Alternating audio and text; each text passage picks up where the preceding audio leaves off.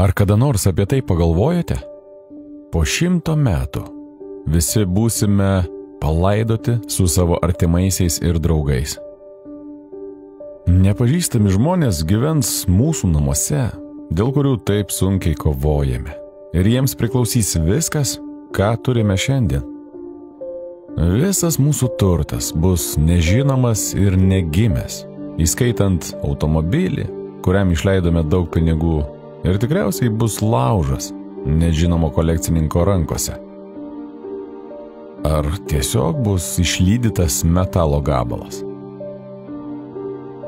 Mūsų palikuonys vargu ar žinos, kas mes buvome, ir neprisimins mūsų.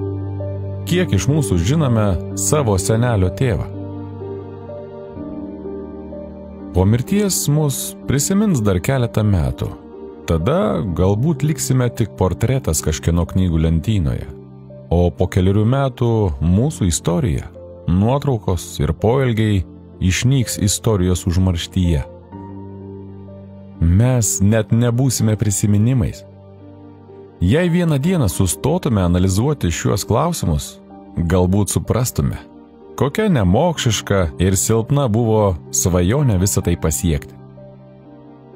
Jei galėtume tik apie tai pagalvoti, tikrai pasikeistų mūsų požiūris, mintys, būtume skirtingi žmonės.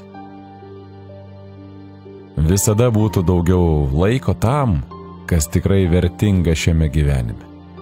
Visą tai pakeičiau, kad gyvenčiau ir mėgaučiausi tais pasivaikščiojimais, kurių niekada nevaikščiojau, šiais apkabinimais, kurių nedaviau, šiais bučiniais mūsų vaikams ir mūsų artimiesiems, tais juokeliais, kuriems neturėjome laiko. Tai tikrai būtų gražiausios akimirkos prisiminti.